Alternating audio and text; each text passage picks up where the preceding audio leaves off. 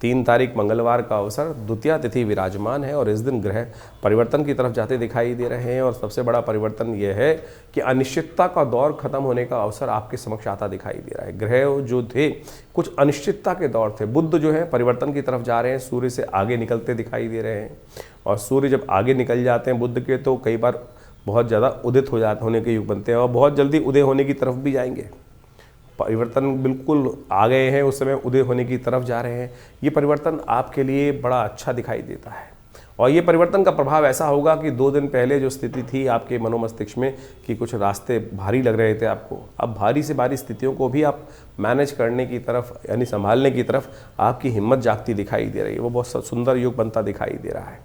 स्वास्थ्य का थोड़ा ध्यान रखने की ज़रूरत रहेगी। हो सके तो सफ़ेद चीज़ों का दान करने का प्रयास करें, वो आपके लिए बड़ा कल्याणकारी रहेगा। चावल का दान भी सफ़ेद चीज़ों में आता है तो आपके लिए अच्छा रहेगा, कर दीजिए।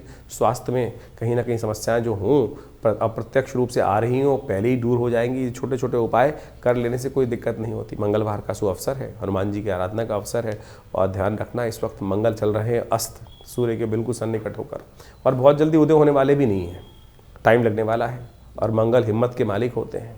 जब आमतौर पे क्या होता है कि व्यक्ति की कुंडली में, जब आपकी कुंडली जन्म कुंडली में मंगल अगर नेगेटिव हो, वास्तविक तौर पे कहीं ऐसे बैठे हो, नीच के बैठे हों, पाप ग्रह के साथ हो, तो ऐसा व्यक्ति जब मंगल अस्त चल रहा होता है तो कई बार हतोत्साहित हो जाता है। इस दिन बुध ग्रह जो है वो परिवर्तन का योग बना रहे हैं और साथ साथ ग्रहों की स्थिति में महत्वपूर्ण परिवर्तन का योग बन रहा है।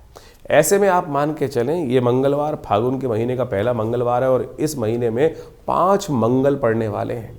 और ये मंगल जब 5 पड़ते हैं किसी महीने में, वो क्या करते हैं, वो द्वंद्व बढ़ाते हैं, आक्रोश बढ़ाते हैं और कहीं ना कहीं हमारे बने हुए कामों को, हमारी समस्याओं को उत्पन्न करने के योग बना देते हैं। तो ऐसे में आपको ध्यान रखना पड़ेगा, थोड़ा द्वंद्व में ना फंसे, भगवान की प्रार्थना करें।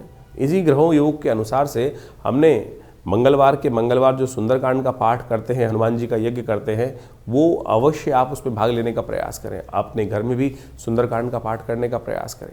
इन समस्त ग्रहों के उपचार करने के लिए हमने विशेष तौर पर जो आने वाले 3 फरवरी का मंगलवार का योग है, उस समय में जो ग्रहों की स्थिति बनेगी उसके देखते हुए हनुमान ग्रह मंगल ग्रह शांति महायज्ञ रखा है और साथ साथ सुंदरकांड का पाठ का आयोजन भी रहेगा। तो आप सब उस यज्ञ में सम्मिलित हो सकते हैं। शाम को 5 बजे से लेकर रात्रि में 9-10 बजे तक ये सुंदर यज्ञ चलता है, भंडारा होता है, हनुमान जी को चोला चढ़ाया जाता है और सब लोग जो आते हैं हनुमान जी का सुंदर स्तवन कर विवेकानंद योगाश्रम में जो सिद्ध हनुमान जी की मूर्ति है, मनोकामना सिद्धि करने वाली भगवती हनुमान जी की मूर्ति है। और हमने ऐसा देखा है कि जो अपनी समस्या को लेकर उनके समक्ष आता है, हनुमान जी की कृपा से